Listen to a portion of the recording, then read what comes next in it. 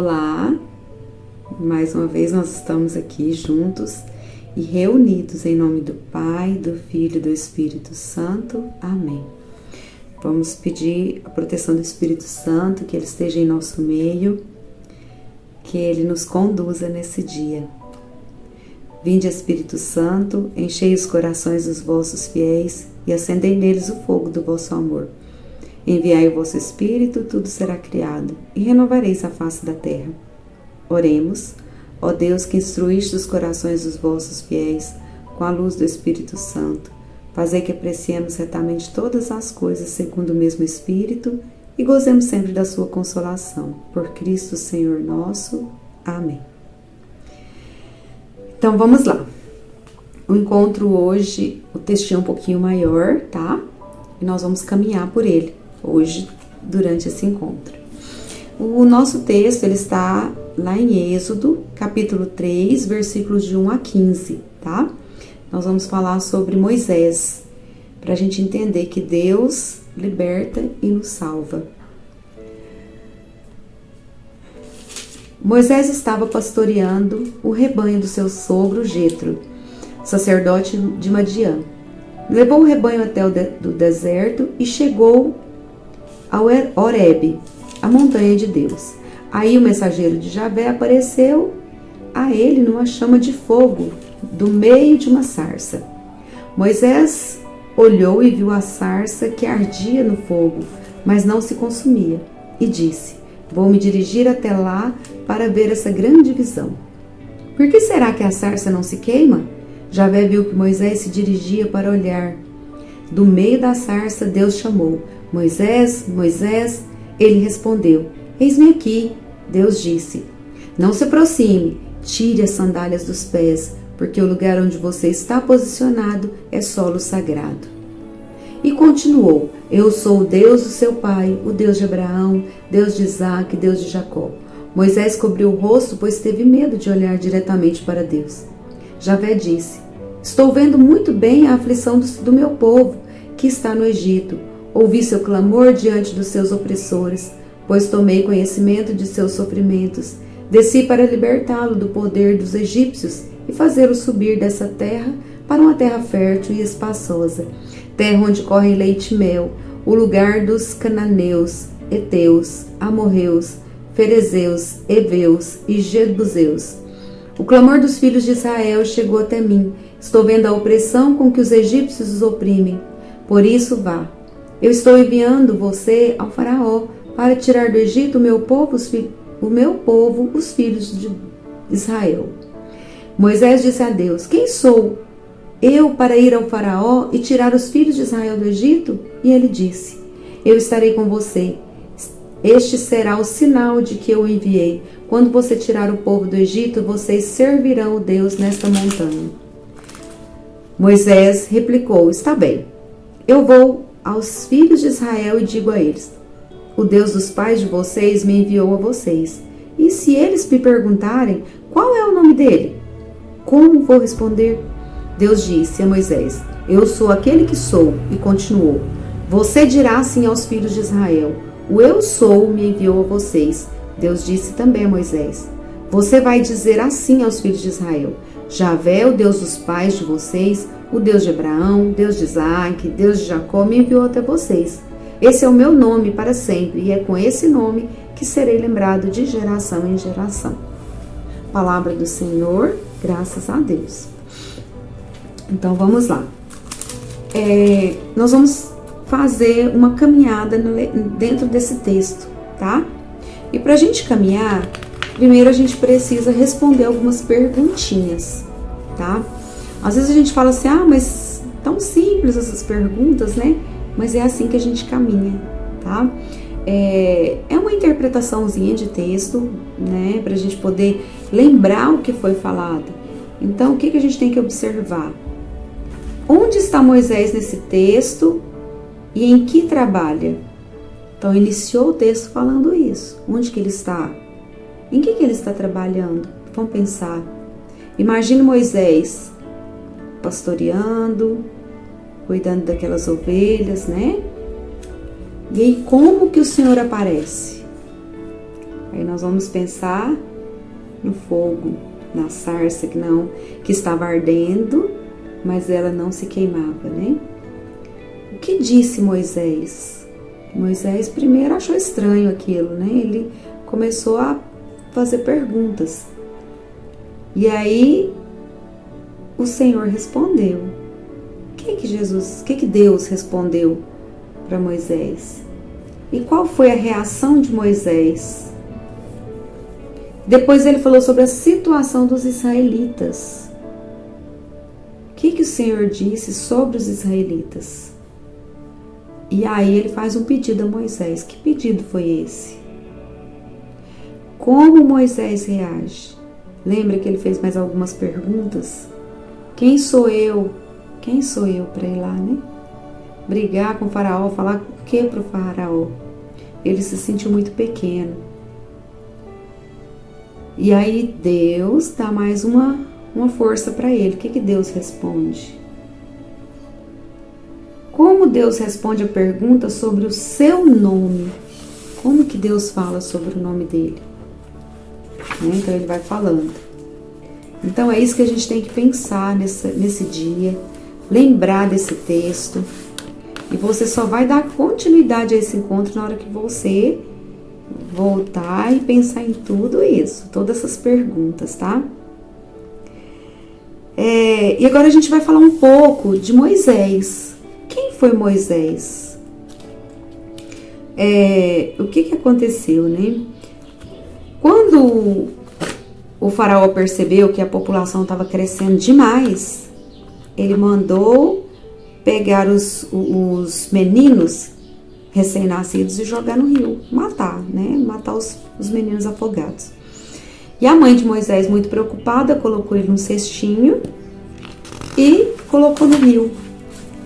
E ele desceu nesse cestinho, a mãe tentando salvá-lo, né? E aí na descida, foi bem no horário que a princesa estava tomando banho, seu banho no rio, e ela viu o cestinho, pegou o cestinho e levou Moisés para dentro do castelo.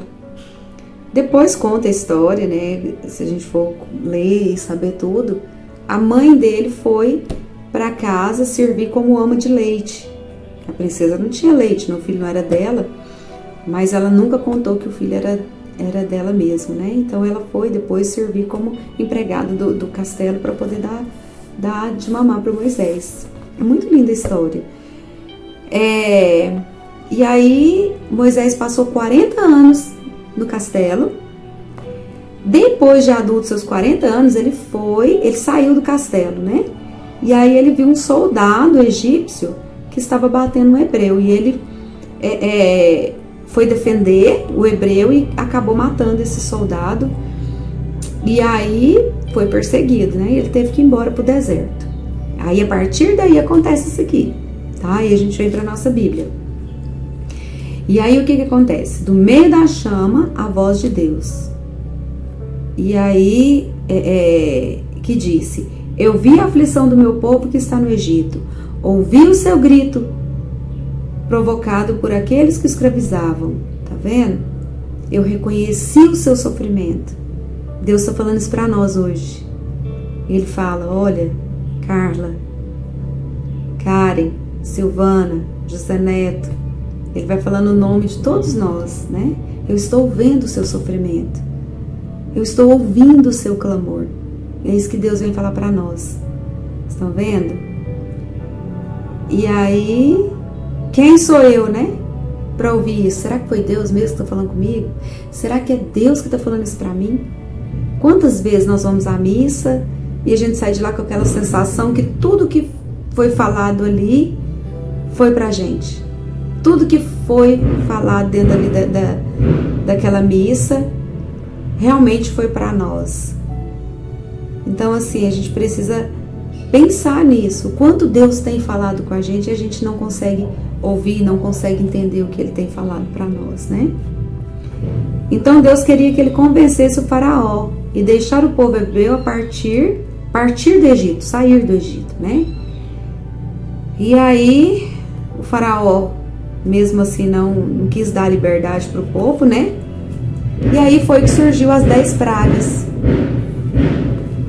E se a gente for estudar um pouco sobre as pragas do Egito, a gente vai ver que cada praga foi para atacar um dos deuses, os deuses, porque eles cultuavam vários deuses, né?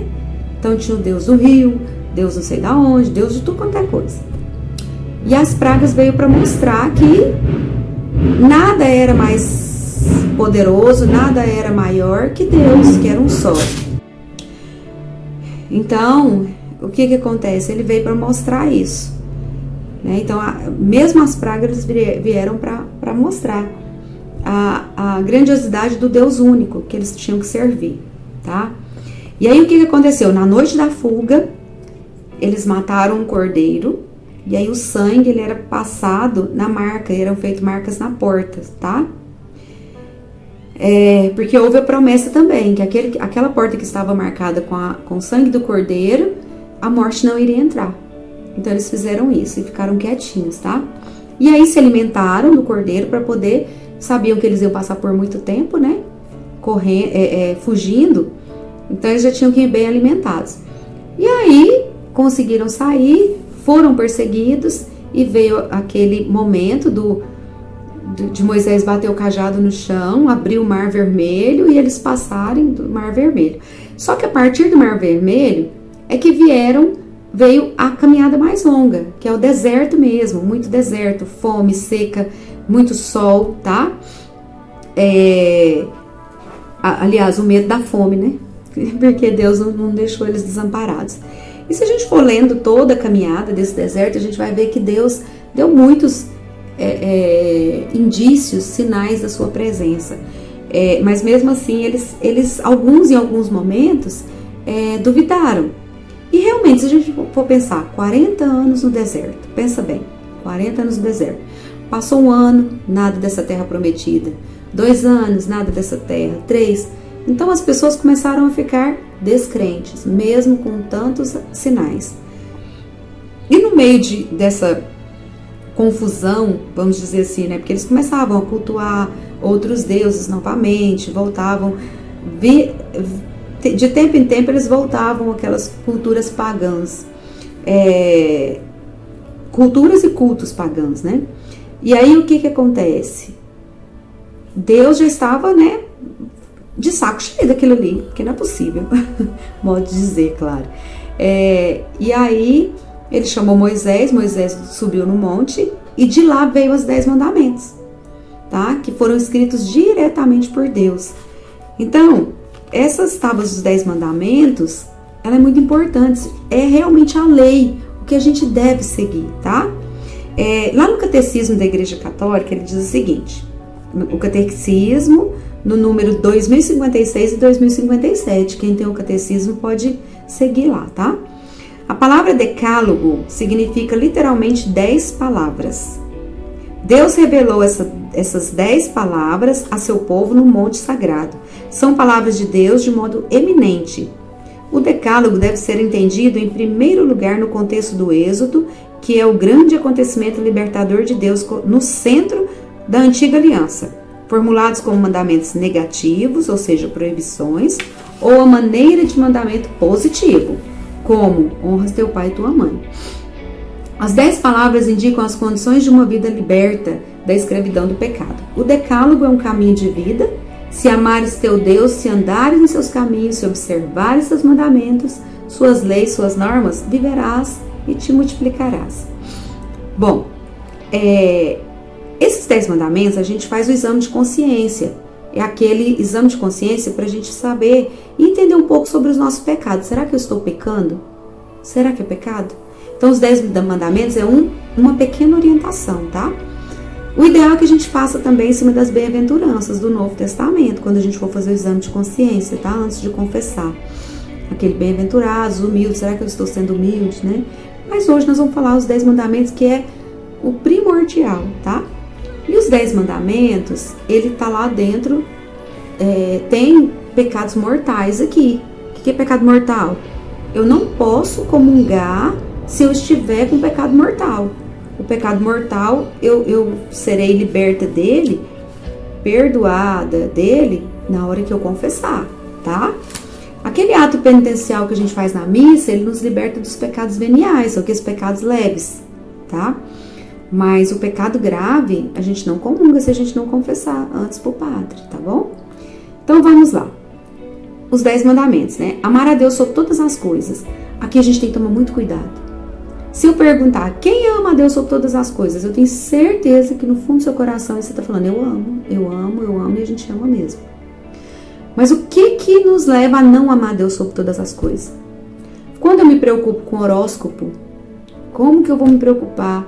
Ah, mas eu sou do signo de Sagitário e lá no meu signo, lá tá falando que hoje eu tenho que usar amarelo. Então eu tenho que usar aí de amarelo. Tá, mas aonde tem Deus para sua salvação aí? Se eu creio em Deus, eu não tenho que ficar andando atrás de horóscopo para ver o que eu tenho que fazer, o que eu não posso fazer. O que ele traz para mim? Se Deus está falando que a gente não sabe o dia nem a hora. Né? Então, eu não estou amando a Deus sobre todas as coisas. Eu não estou colocando Deus acima de tudo. A proteção de Deus acima de tudo. Superstição. Nossa, se passar um gato preto na minha frente, se eu passar debaixo de escada, vai ser azar. Se eu acredito em azar, eu não estou colocando Deus sobre todas as coisas na minha vida. Tá? Então, isso é muito sério. A gente tem que começar a ver onde eu estou colocando Deus na minha vida. Em que lugar que Ele está na minha vida, tá? Não tomar seu santo nome em vão, ficar falando o nome de Deus à torta direita, jurar em falso, né, em nome de Deus, não jure em nome de Deus, tá?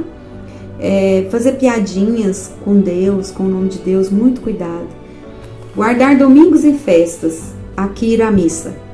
Se você falta à missa hoje, por motivo fútil, por preguiça, no próximo domingo não comungue, confesse antes. Não comungue em pecado mortal, tá?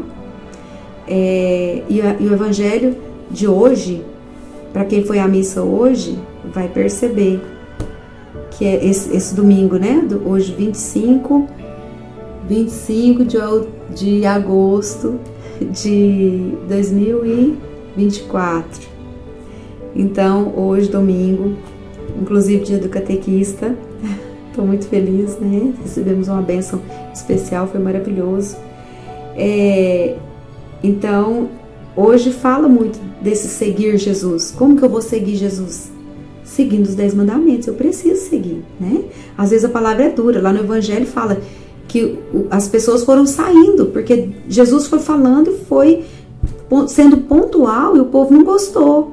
Então, às vezes a gente não vai gostar do que a gente ouve, mas a gente precisa ter discernimento para seguir, para saber que aquilo lá é o certo. Às vezes eu não vou conseguir seguir tudo, mas eu preciso buscar. Não é difícil eu ir à missa todo final de semana, isso não é difícil. Eu preciso começar a colocar isso na minha vida como rotina, tá? E eu quero muito ver vocês na missa, tá? Eu tenho visto a Silvana, às vezes a Karen, e se vocês me virem lá, me procurem, me chamem, tá? Oi, tô aqui, tá? Tirem foto da missa, lá, coloca no grupo, mostra que vocês estão indo à missa mesmo. O grupo tá fechado, né? Mas eu vou abrir de vez em quando, eu vou deixá-lo aberto. Os finais de semana eu vou deixá-lo aberto para a gente poder comunicar também, mostrar o que a gente está fazendo, tá? Até que esses 3 primeiros mandamentos é amar a Deus sobre todas as coisas. Eu preciso ir à missa e eu preciso respeitar o nome dele. Do 4 para frente, ao próximo como a si mesmo. Por isso que Jesus resumiu os 10 mandamentos nos 2, porque agora a gente tem que seguir os outros, tá? Honrar pai e mãe, respeito ao pai e à sua mãe. Quando a gente fala pai e mãe, são os superiores, tá? Se eu sou empregado, meu chefe, eu preciso respeitar. Eu não posso ficar fazendo picuinha e falando mal dele para os outros, né? Eu tenho que respeitar aquilo que ele fala. Ele é meu chefe, ele é meu superior, tá? Todos aqueles que são mais velhos do que eu, são meus superiores, meus avós, meus tios, tá? A gente tem que respeitar. Número 6, não pecar contra a castidade. Aqui vai cair a castidade que fala, pureza, né? O que eu ando assistindo, o que eu ando buscando, o que eu ando procurando, tá? Aqui a gente fala do sexo antes do casamento. Inclusive, quem do grupo de adulto que for amaziado, né, não vai poder fazer primeira comunhão agora, vai crismar. e vai fazer a primeira comunhão após o casamento. Quando for casar, faz a primeira comunhão, tá? Justamente por conta desse mandamento aqui também, tá certo? Não furtar, ou seja, não roubar, não pegar as coisas que não é minha, tá? Muitas vezes, se não furtar, não roubar, pode ser a ideia do outro. Por que eu vou me apossar do que o outro faz, né? De repente ele prepara tudo tão bem e eu vou lá e tomo conta daquilo e faço. Não levantar falso testemunho. Aqui entra o não mentir, tá? Não vou levantar falso testemunho, não vou inventar uma coisa que eu não sei. Ah, eu ouvi falar. Você ouviu falar, então, ó, silencia o coração, tá? Não precisa falar. Não desejar a mulher do próximo, não desejar o outro, né? A mulher do outro, o esposo do outro, o homem do outro. Muito cuidado. Às vezes a gente tem a mania, eu já ouvi pessoas falando assim, uai, quem é casado é ele, não sou eu? Então não tem problema. Uai, mas olha aqui o que os 10 mandamentos tá falando, né?